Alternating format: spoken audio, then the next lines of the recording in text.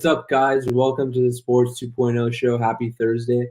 My name is Ryan Ghodsian. I'm here with my partner, Aaron Yadgaroff. How are you doing today, Aaron? I'm doing great. Been a great last few days in the sports world. Excited to talk about what the topic is.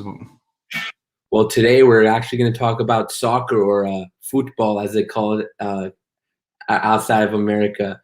I know you're a big soccer fan, Aaron, so I'm sure the Euro 2020 has been very entertaining so far for you. Yeah, the Euros have been great so far. We've had some amazing matches, which we'll talk about later. Some great events, some players that we didn't even think were going to be doing good or playing well. Some shock teams are doing great. Some shock teams are doing terrible. But we'll get into that more later. Before we get into soccer, got any plans for the weekend? Not really yet. I might be hanging out with some friends and potentially going to the Jersey Shore. I'm from New Jersey, so Wow, there's always chances. what a weekend! Yeah, what about you? I'm planning on going to the Bay to visit my cousins in San Francisco, so it's going to be a family affair. So I'm excited. Ah, Yeah, nice. We'd love to hear that. yeah. So Aaron, take it away. Let's get into All it. right. So far, we'll talk about the shocks of the tournament right away. Is there a certain shock of the tournament that you have seen so far? Honestly, I expected the France-Germany game to be a little more competitive. I know it was only a 1-0 game, but uh, Germany historically is such a powerhouse in the Euro and in the World Cup. So I honestly thought they going into the game that they would actually uh, either tie it or pull the upset. But I don't know. I was never a fan of Germany, but I always knew that they played the game the right way and they were very well coached. So I was kind of surprised to see them not even score a goal. That's my shock of the tournament so far. What about you? Yeah, just going off on that, yeah, Germany, France, those are two of the probably five best teams in the tournament. They're the group of death, Germany, Portugal, France, and Hungary. So it's tough, that group for sure. And I expected a France win. I expect them to win the whole tournament, as I've talked about on another show previously. But that game ended with a 1-0 score line with a Mats Hummels own goal, which I don't know if you're the biggest fan of the own goals in soccer, but yeah. I think it's pretty funny, honestly. I don't mind it. Yeah, but a shock, which we were talking about earlier, or we haven't mentioned yet, but a shock is Spain so far. Spain drawing a 0-0, 0-0, tying, whatever you want to call it, with Sweden in the match day, first match day. Want to talk about that one a bit? Yeah, I mean, I can't believe Spain held 86% of the possessions Wow. against Sweden. They had a pass accuracy of 90%, and they had 17 total shots, 5 on target, and they didn't score once. You look at Sweden. If you want to call the draw a win, I would.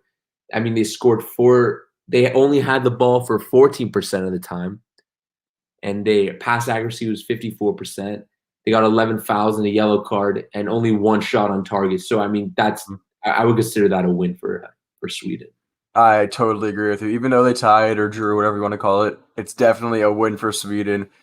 Alvaro Morata, striker for Spain, missed a one-on-one with the goalkeeper, which he's done many times in his career. He has the ability, but he's been bought by Chelsea a few years back for like 60 million euros, and he has not performed well since leaving Real Madrid or Juventus on loan. He's at Atletico on loan at Juventus again.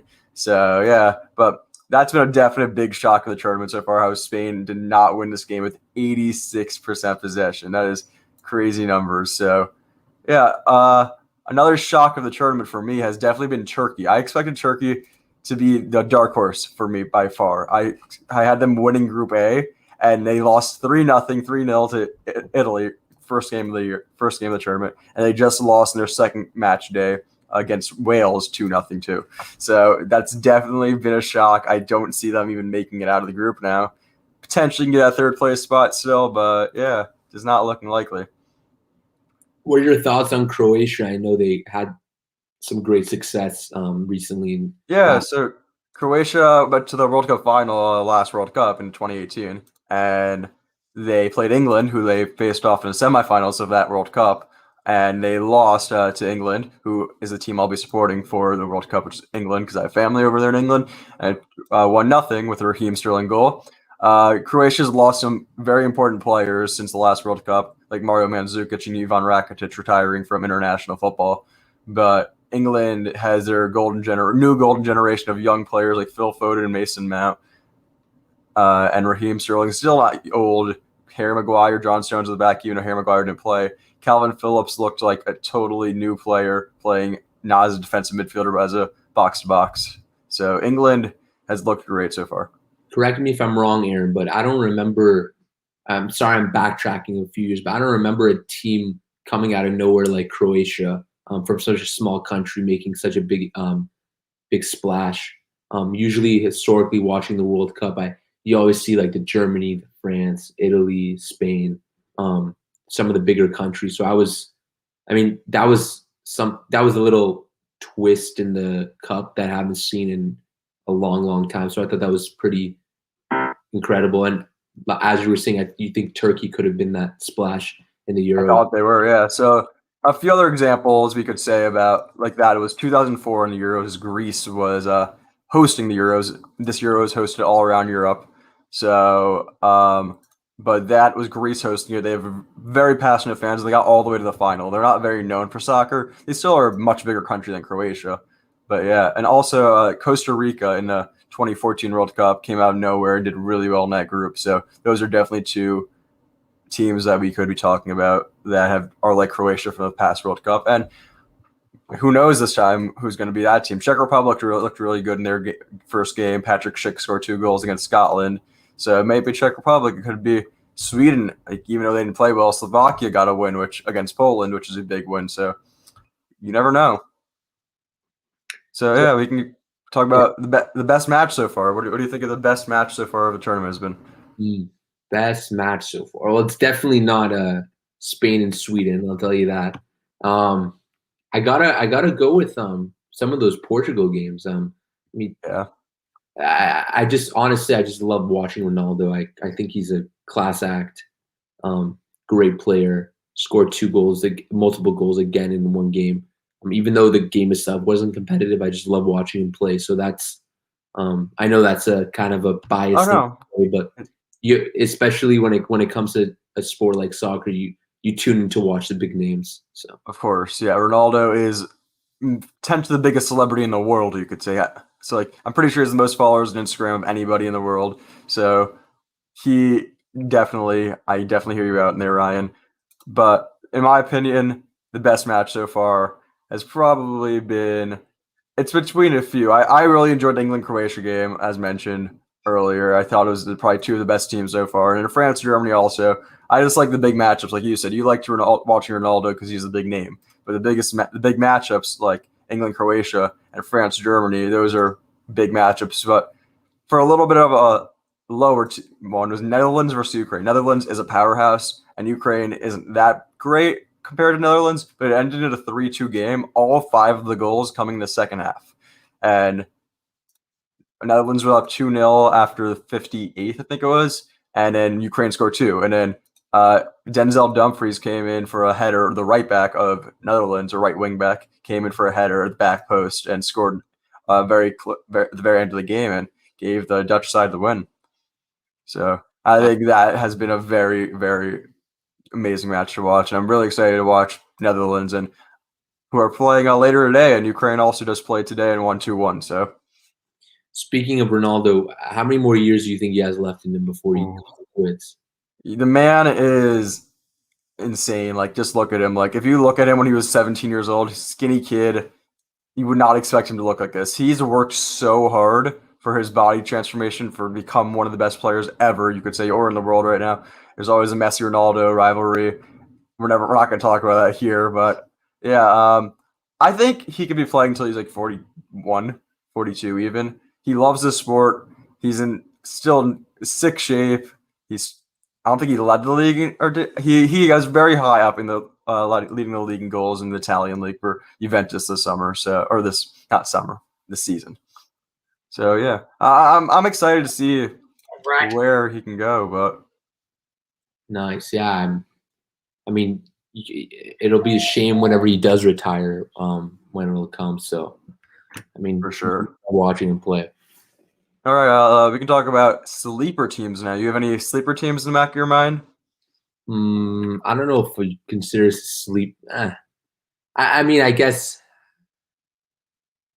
you can. I can go with France. It's not much of a sleeper, but I mean, they Yeah. did win the World Cup a few years back, and they're a powerhouse. They play the game the right way. I just love watching them play. They're very fundamentally sound. They're not going to beat themselves. Very well coached. So I have them winning it all. Yeah, France is definitely a favorite. I don't know if you necessarily call them a sleeper team, but when they're in a group of death like that, I guess you can somehow put it in. Um, but yeah, a sleeper team that I thought before the turn was obviously Turkey. I'm way off that bandwagon now. I'm gonna be going for uh, Czech Republic. Patrick Schick has been very incredible so far. He's only played one game. He scored 2 goals, one from literally half. He literally dinked the goalie, chipped the goalie, whatever you want to call it, from half field. So it was a beautiful goal, and he scored another header earlier in the match. So yeah, and then this Danish team, Denmark. Sadly, the Christian Eriksen situation happened where he had a cardiac attack on the field, and his captain Simon Kjær had to basically save his life, which was amazing that he did that, and great job by him, Denmark, the whole national team, and the medical staff to save his life. And he's now very fine. Hopefully, he can play some more soccer, football the rest of his life. But the Denmark national team is my sleeper right now. They're beating Belgium, who is one of the favorites to win the tournament, 1-0 right now. They sadly lost to Finland after the Christian Eriksen situation. I was shocked they played that game the rest of the day. The players agreed. I would have played another day later because of the situation with Christian Eriksen. But yeah, you have any thoughts on this situation? It was very, very sad. Thank God he's okay. It's incredible that his teammates saved his life. You hate to see someone collapse like that, especially live on TV. Thank God he's okay. I was very worried when I saw it happen. So I'm glad he's okay. Yeah, I totally agree. I watched it live and I cried. Like I never have seen anything like that on live sports or live TV in general. Someone just in reality in live TV, someone looking like they may have died.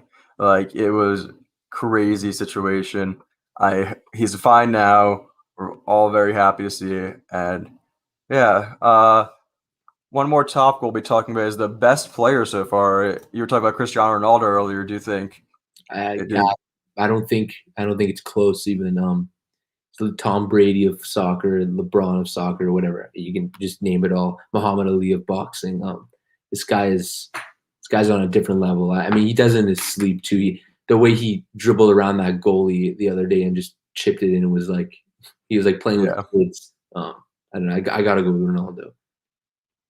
I understand that fully. My player of the tournament, my prediction was going to be N'Golo Kante, who was the defensive midfielder for France, played for Chelsea this year. He didn't look as great as he did for Chelsea, but they still won the game. He still played a pivotal role. Paul Pogba was definitely the best player in the field that time on the game for France. So I'm going to actually be switching right now to Paul Pogba to be my player of the tournament, who I think it will be. I still think Romelu Lukaku, the striker for Belgium, will be the leading goal scorer, get the golden boot.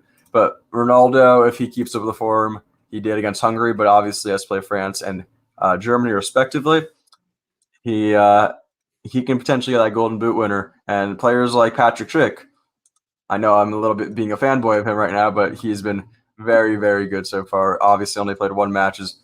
Other matches tomorrow, I'm pretty sure, at noon versus Croatia. So that'll be a great matchup between Croatia and Czech Republic. So yeah, Yeah, I mean, we'll see what happens. Those are some pretty bold picks, but gotta keep an eye out, Aaron. You put all our viewers out there to check that out. So exactly. There's many amazing players in this tournament. Like we didn't even mention Gareth Bale, who's been doing really well for Wales. Had a beautiful assist yesterday to Aaron Ramsey for that goal. He's had 2 assists already in the tournament. No other players 2 assists. And yeah, there's also you could talk about many other situations that there are. Every team.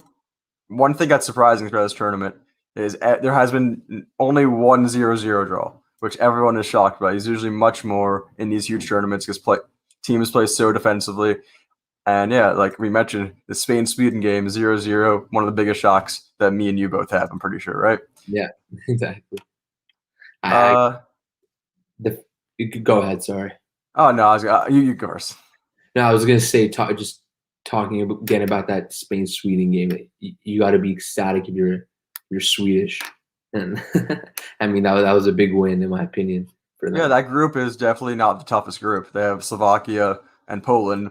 Poland was the second favorite in that group and lost to Slovakia. So Lewandowski, who's a star player on Sweden, who should have won the Ballon d'Or last year, which is the best player in soccer, literally said after the match, we just lost to the worst team in the group, which is not something you want to hear from that. You could argue the best player in the world in Robert Lewandowski. So we'll see. They got a red card in that match. Poland, Igor Krychowiak got a red second yellow in the second half, and then a few minutes later, they scored from a corner, Slovakia. So it's not looking great for Poland. I predict them finish second after Spain in the group, but I wouldn't be shocked right now if it's Slovakia and Sweden, you could say, making out of that group by how Poland did not look very great in front of the goal, even and defensively for sure, and then how Sweden got the win, we'll say in quotes, against Spain because we expected Spain to take 3 points in every match. But Aaron, what are your thoughts on the name of the tournament? And did you find it pretty funny that they're calling it Euro 2020 and it's 2021? It's 2021, so if you guys did not know, they're calling it Euro 2020. This event happens every 4 years, but as most of you know, I'd hope you know, COVID was a thing. And they've had to play it this summer because they wanted fans, they wanted better travel and stuff like that because there's so many different host cities. It's not just in one country. So, yeah, it's very funny. What are your thoughts on it? I mean, it looks like if you turn on the TV and someone who's doesn't follow soccer, they think it's a rerun just by the name of it. So I'm not sure what they were thinking. I mean, I'm sure they had all the marketing tactics ready for last year, but you got to pivot whenever it's postponed. You got to call Euro 2021. I mean, I know Euro 2020 sounds great, but it's not 2020 anymore. So yeah, that might have been a marketing mistake. We'll see what people think. Like, I totally agree. People who don't follow soccer see this on ESPN and be like, "What? Is this a rerun?" and stuff like that. So, like, I totally agree with what you're saying. So, yeah. Another thing I just wanted to mention is with this Belgium-Denmark game that's happening right now, it's 1-0 to Denmark at halftime. So with Belgium being a favorite, everybody in that group right now, if the game ended 1-0 to Denmark, everybody would have 3 points in the group right now. So that's going to be a really intense match day 3 where Belgium will be playing Finland and Denmark will be playing Russia if this game holds. Wow. I mean, I'm glad you pointed that out. That would be a tied up. The entire group all have 3 points. That's pretty intense. Yeah. When was the last time that happened? That all 4 teams ended up with the with the same points. So I don't think the only possible way they can all end up with the exact same points is if they all tie in the last game. But I'm not exactly sure when the last time it happened. It definitely did not happen in the last Euros. But I know, I remember Wales and England's group last summer. I think it was Wales, England, Russia, and then Slovakia or Slovenia, one of those nations, were all super close in that group. So there's definitely been situations that it's been super close, and the last match day is very, very important. If they all end in a tie, what's the procedure? Because I've never. So there's this goal difference is usually what they usually go by, and I'm pretty confident it's this tournament. So Belgium beat Russia 3-0, so they have a pretty good goal difference right now. So goal difference is the goals you scored versus the goals against. So Belgium right now would have a 2-goal difference because they scored 3 and they conceded 1. Finland has a goal difference of 0. And then Denmark. Sorry to cut you off. I thought goal difference was incorporated in their overall score. Is that not true? The case? Is that only for tie-breaking procedures? That's only for tie-breaking purposes. Yeah. So you get 3 points for a win, 1 point for a draw, and 0 points for a loss. So if you beat someone 4-0 and another team beats someone 1-0, it's the same amount of points. Yep. Okay. Interesting. And then the goal difference will switch up the positions and stuff. So you'll maybe get a better, higher seed with or a lower seed and stuff like that. Got it. Got it. All right. Well, it was great talking to you, Aaron. I think our viewers love this show. I mean, you don't get to talk about soccer every day. It happens once every 2 years. I mean, you can talk about club, but who watches club? So I'm glad we got it going. Great For show. sure. For all the viewers out there, but people watching on YouTube, make sure you like the video, subscribe. If you're not followed to us on Twitch already, drop a follow to that. It's a sports show 2.0 over there, and we're also on Facebook, both on Noob Sports and Sports 2.0 over there. Everyone, thank you for being here. It means a lot, and we'll catch you guys later.